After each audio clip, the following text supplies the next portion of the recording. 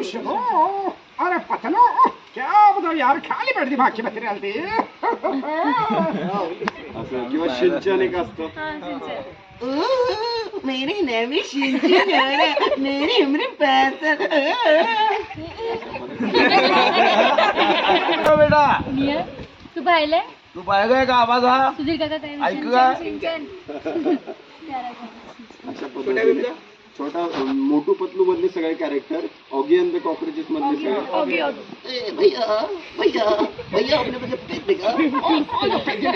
पेट दो तुम, मेरा भाई नाता त्यातला एक पडोशी असतो बघा.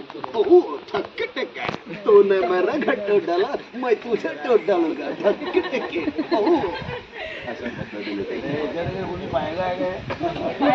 यांनी पाहिलंय आपण आज आपण पाहिलं नाही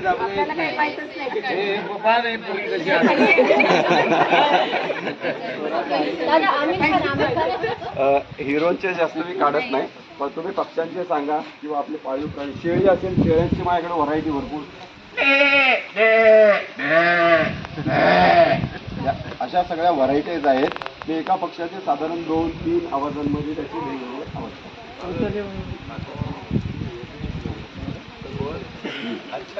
शिक्षण पुणे युनिव्हर्सिटीला झालं.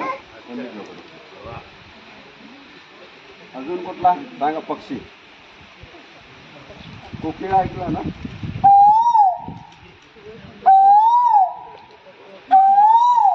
आवाज चांगला आहे.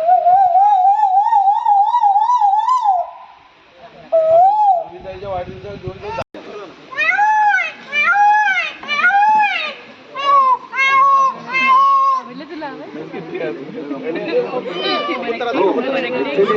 असं तुम्हाला शांत झाडांच्या मागून आलं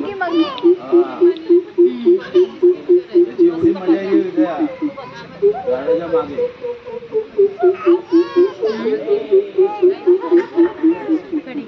किंवा चिमणी असेल तरी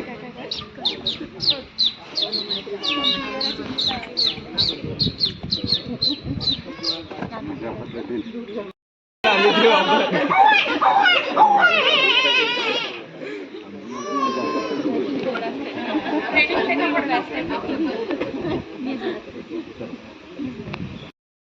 मोबाईलचा आवाज, फोनचा आवाज काढायचा. सरांनी मोबाईल काढला की मीच आवाज, अरे माझा फोन वाजला.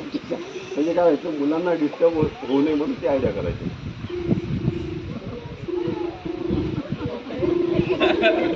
व्हायब्रेशन मोडवर असलं तरी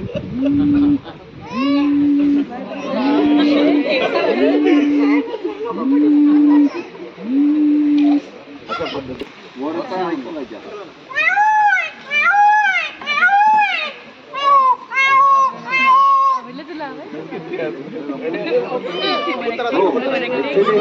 असं तुम्हाला शांत झाडांच्या मागून आलं ना,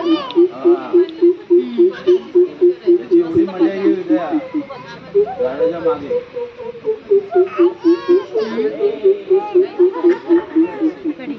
किंवा चिमणी असेल तरी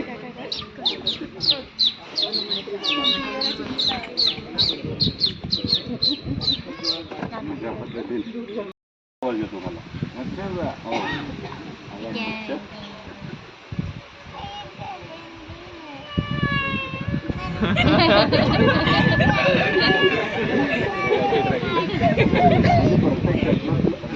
बारीक मोठा ते मोठा आवाज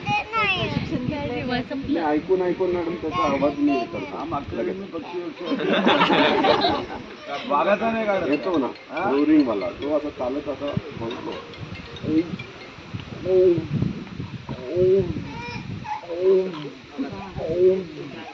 ऍक्च्युली मी हे जंगलातले आवाज काढत नव्हतो, पहिला शहरातले काढायचो.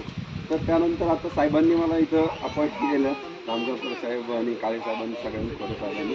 तेव्हापासून मग हे आवाज अजून शिकत गेलो. तर जंगलातले प्रत्येक पक्ष्यांचे आवाज ऑब्झर्व करतो आणि ते दाखवत असतो. त्याच्यामुळे संदेश देतो की पक्षी वाचवा, निसर्ग वाचवा आणि सगळे काही जंगल वगैरे सगळं वाचवा.